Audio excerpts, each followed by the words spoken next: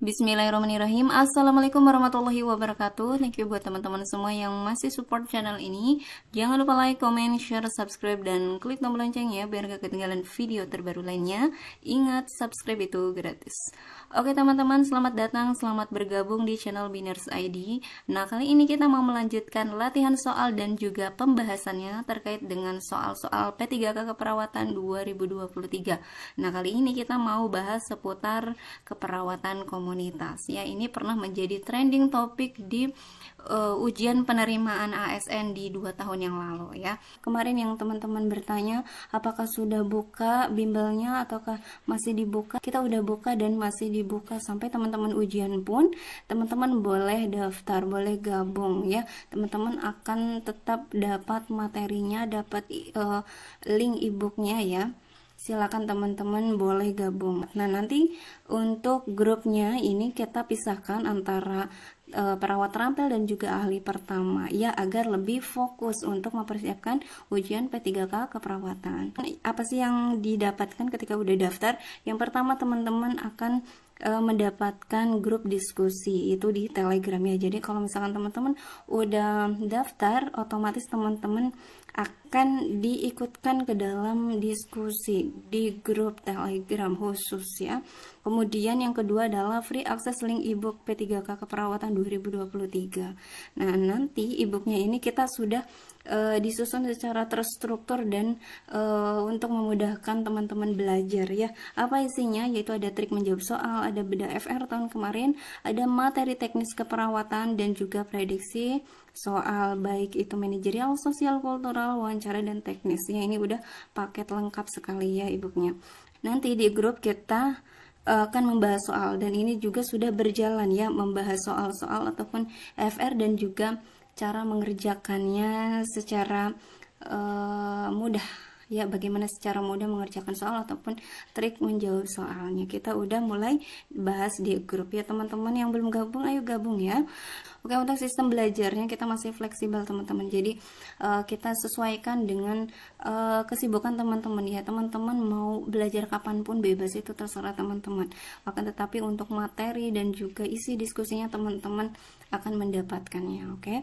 Nah, selain itu teman-teman bisa dapatkan bonus. Yang pertama adalah tryout. Insya Allah tryout ini akan kita laksanakan 2 kali nanti ketika mendekati hari ujian teman-teman ya. Kita menggunakan Google Form insya Allah ya. Kemudian ada juga giveaway. Nah, giveaway ini khusus bagi teman-teman yang udah gabung di grup ya. Jadi nanti untuk mekanismenya akan kita kasih tahu nanti di grup ya. Untuk harganya, nah kemarin ada yang tanya harganya masih promo enggak kak? Masih ya, masih 150.000. Insya Allah masih terjangkau buat teman-teman semua ya. Nah, untuk info lebih detail silakan teman-teman bisa hubungi kita di WA ataupun bisa di DM ya, IG ataupun di Telegram ya. Soal pertama, seorang perawat komunitas sedang melakukan pengumpulan data terkait dengan aktivitas masyarakat, kondisi bangunan dan batas wilayah yang menjadi wilayah binaan. Bagaimana cara mendapatkan informasi tersebut? Apakah A. menggunakan angket? Apakah B. observasi? Apakah C. wawancara? Apakah D. windshield survey? Apakah E. forum group discussion? Jawabannya teman-teman. Oke, kita langsung jawab yang D, yaitu windshield atau walking survey. Apa itu? Yaitu mengumpulkan data dan juga informasi dengan menggunakan indera ya, sistem indera mengenai kekuatan dan kelemahan komunitas, berhubungan dengan orang, tempat dan sosial sistem yang membantu kita nanti mendefinisikan suatu komunitas. Jadi dari windshield itu kita bisa menemukan gambaran umum komunitas yang sedang kita pegang atau yang akan kita berikan asuhan keperawatan itu seperti apa gambaran umumnya ya. Jadi gampangnya kalau windshield survey itu seperti kita jalan-jalan keliling wilayah ya, keliling wilayah komunitas, lihat, mendengar ya, merasakan bagaimana aktivitas masyarakatnya, kemudian kondisi bangunannya apakah masih layak atau tidak, batas wilayahnya dari mana ke mana. Ketika kita udah tahu kondisinya, maka kita bisa dengan mudah merumuskan diagnosis yang akan kita ya, sehingga kita nanti akan berikan solusi untuk mengatasi masalah-masalah kesehatan di wilayah tersebut ya, intinya ke situ. Oke, jadi kita jawab yang D ya. Oke, kita lanjut soal yang kedua. Pada saat melakukan pemeriksaan kesehatan di suatu desa, ditemukan 30% balita mengalami gizi buruk, 10% ibu hamil mengalami anemia, dan 35% lansia mengalami artritis. Apakah diagnosis keperawatan yang tepat? Apakah A. Defisit pengetahuan? Apakah B. Defisit kesehatan komunitas? Apakah C. Kesiapan manajemen kesehatan? Apakah D. Perilaku kesehatan cenderung berisiko? Apakah E. Kesiapan peningkatan coping komunitas? Jawabannya teman-teman. Oke, kita pilih jawaban yaitu yang B ya, defisit kesehatan komunitas. Apa itu? Yaitu terdapat masalah kesehatan ataupun faktor risiko yang dapat mengganggu kesejahteraan pada suatu kelompok. Dan di situ tidak ada yang namanya program untuk mengatasi masalah kesehatan tersebut, yaitu defisit kesehatan komunitas. Jadi kita lihat nih di soal itu bahwa ada balita yang mengalami gizi buruk, kemudian ibu hamilnya mengalami anemia, lansianya mengalami artritis ya. Artritis ini kan menandakan adanya suatu masalah di desa tersebut ya. Tetapi tidak ada tercantum ya di soal ini program untuk mengatasi masalah tersebut ataupun cara bagaimana mengatasi masalah-masalah ini ya, sehingga kita masukkan ke dalam diagnosis keperawatan yang defisit kesehatan komunitas. Oke, kita lanjut soal ketiga. Perawat komunitas melakukan pendidikan kesehatan kepada masyarakat tentang demam berdarah di balai desa. Setelah penyampaian materi, perawat mengajak masyarakat yang hadir untuk berdiskusi. Peserta tampak antusias dalam kegiatan tersebut. Apa kriteria hasil yang tepat dari kegiatan tersebut? Apakah A. Masyarakat antusias dalam berdiskusi? Apakah B. Masyarakat mampu melakukan P3M+? Apakah C. Masyarakat merencanakan program P3M+? Apakah D. Masyarakat mengetahui tentang demam berdarah? Ataukah E. Masyarakat mengikuti kegiatan dari awal sampai akhir? Jawabannya teman-teman. Oke, kita pilih yang B ya, masyarakat mampu melakukan P3M+. Penkes merupakan intervensi dari diagnosis keperawatan defisit pengetahuan.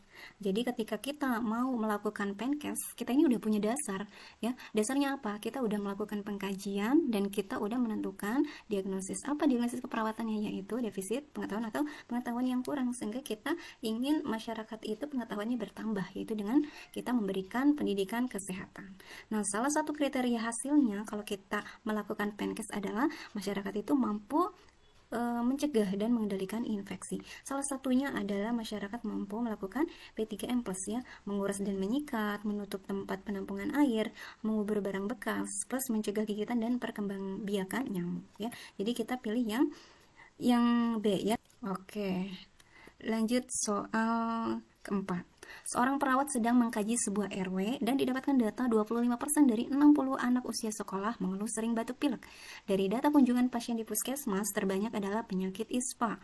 Selanjutnya, perawat akan melakukan tindakan untuk memastikan masalah kesehatan dari keluhan yang dilaporkan dengan melakukan screening kesehatan dan identifikasi risiko. Apakah nama level pencegahan yang dilakukan perawat di atas? Apakah A. Pencegahan primer? Apakah B. Pencegahan tersier? Apakah C. Pencegahan sekunder? Apakah D. Pemberdayaan atau empowerment? Apakah E. Intervensi profesional keperawatan? Jawabannya teman-teman. Oke, kita pilih yang C, pencegahan sekunder ya. Bentuk intervensi pencegahan sekunder yaitu berupa screening kesehatan dan identifikasi risiko. Jadi, kalau di komunitas itu kan identik dengan identik dengan intervensinya itu pencegahan, baik pencegahan primer, sekunder maupun tersier. Nah, ini salah satu intervensinya adalah pencegahan sekunder. Ya, pencegahan sekunder itu kalau mungkin sekarang lebih familiarnya dengan bahasa deteksi dini ya. Jadi, kita mendeteksi gejala-gejala yang muncul ya, kemudian kita berikan intervensi atau pengobatannya sehingga tidak mengalami keseriusan yang semakin parah, yaitu di pencegahan sekunder ya. Ini juga mungkin kalau misalkan sekarang atau yang masih hangat itu seputar COVID ya, contohnya deteksi dini atau pencegahan sekundernya adalah kita melakukan pemeriksaan PCR itu sebagai deteksi dini atau pencegahan sekundernya agar kita bisa mengatasinya lebih dini ya, mengatasinya lebih segera sehingga dia tidak sampai ke yang gejala-gejala berat gitu ya. Jadi kita pilih yang C. Oke, soal nomor 5. Hasil pengkajian komunitas didapatkan data 53% hewan yang ada di sekitar rumah warga merupakan vektor penyakit. 46% kondisi saluran pembuangan air limbah tertutup tergenang, 78% masyarakat buang air di pekarangan atau ladang, dan jarak sumber mata air warga dengan pusat pembuangan sampah kurang dari 10 meter. Perawat menyimpulkan adanya risiko terjadinya peningkatan penyakit berbasis lingkungan. Apakah strategi intervensi keperawatan yang akan perawat lakukan? Apakah A. Askep keluarga? Apakah B. Proses kelompok? Apakah C. Promosi kesehatan? Apakah D. Kemitraan atau kerjasama? Apakah E. Pemberdayaan masyarakat? Jawabannya teman-teman. Oke, kita pilih yang C ya, promosi kesehatan ya. Adanya risiko terjadinya peningkatan penyakit berbasis lingkungan. Maka yang diperlukan adalah promosi kesehatan. Untuk apa? Yaitu untuk warga supaya tahu bahwa lingkungan mereka itu berpotensi menyebabkan suatu penyakit yang mana ini dapat menurunkan derajat kesehatan. Nah, diharapkan ketika kita memberikan promosi kesehatan, maka warga, contohnya misalkan yang ini nih, 78% masyarakat buang air di pekarangan atau ladang. Nah, ini perilaku yang negatif. Ketika kita memberikan promosi kesehatan, diharapkan masyarakat itu dia akan merubah perilakunya menjadi lebih baik dan mungkin tidak buang air lagi di pekarangan ya. Jadi itu kita berikan promosi kesehatan ya, agar perilakunya itu berubah. Contoh yang ini ya. Oke, lanjut soal ke-6. Perawat komunitas melakukan kunjungan di sebuah sekolah dasar dan didapatkan data 50% siswa SD kelas 1 mengalami sakit gigi dan diketahui sebagian besar gigi siswa kotor serta mengalami karies gigi. Apakah intervensi utama yang perlu dilakukan perawat pada siswa SD tersebut? Apakah A. Ajarkan oral hygiene? Apakah B. Pendidikan kesehatan? Apakah C. Pemberian tablet kalsium? Apakah D. Pemeriksaan gigi secara rutin? Apakah E. Merujuk ke puskesmas terdekat? Jawabannya teman-teman. Oke, kita jawab yang A. Ajarkan oral hygiene ya. Kita lihat ada data tadi itu, sebagian besar gigi siswanya kotor serta mengalami karies ya. Karies itu kan giginya berlubang. 50% siswa kelas 1 itu mengalami sakit gigi.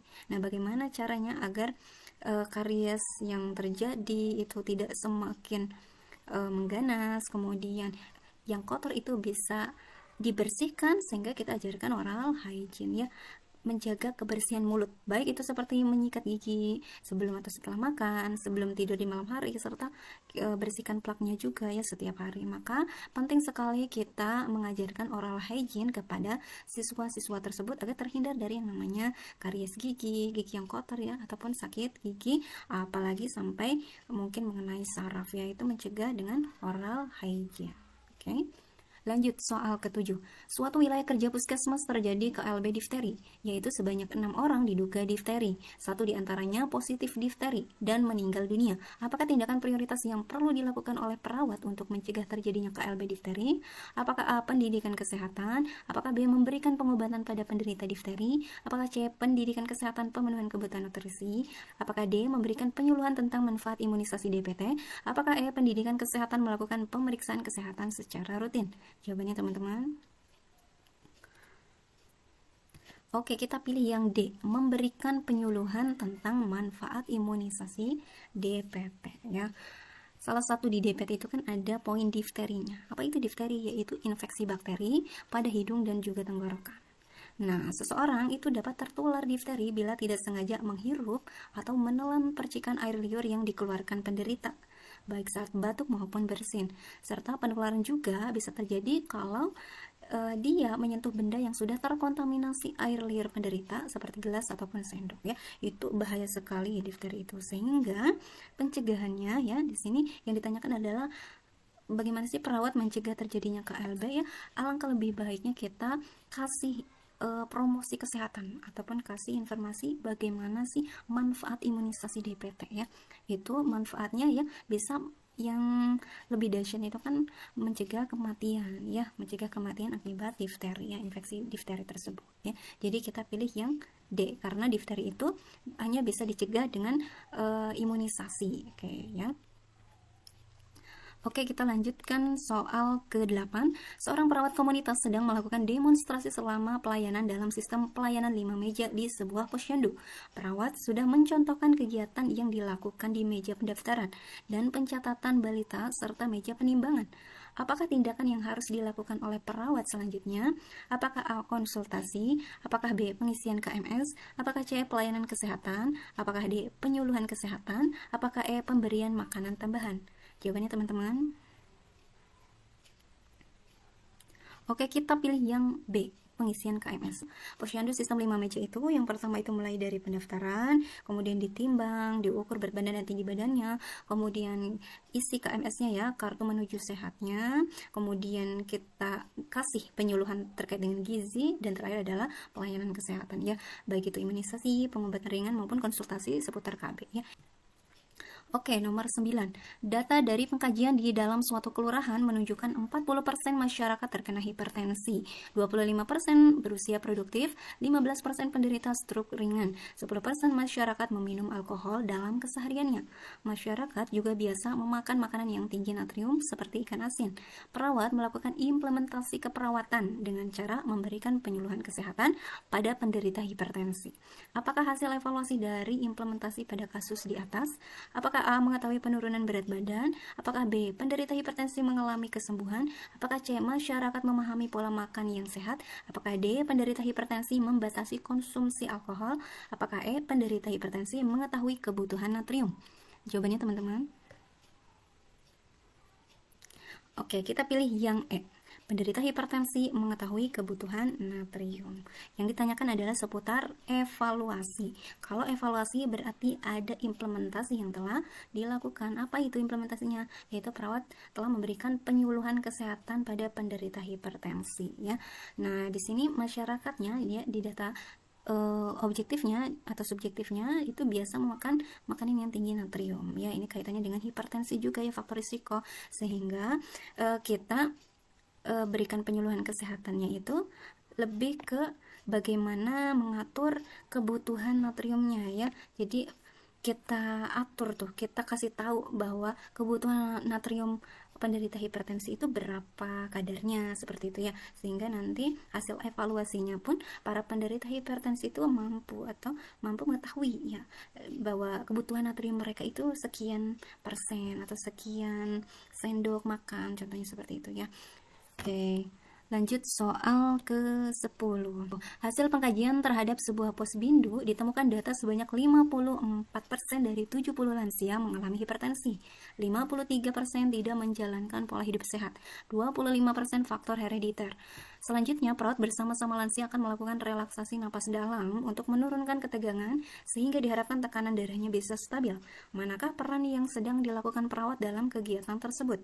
Apakah A. Edukator? Apakah B. Advokat? Apakah C. Kolaborator? Apakah D. Role model? Apakah E. Care provider? Jawabannya teman-teman. Oke, kita pilih yang E ya, care provider. Care provider itu pemberi asuhan keperawatan, di mana dalam kasus tadi itu perawat sedang memberikan asuhan keperawatan dengan cara melatih relaksasi napas dalam kepada para lansia, yang mana ini merupakan asuhan kita kepada pasien, sehingga kita pilih jawaban yang E ya, care provider.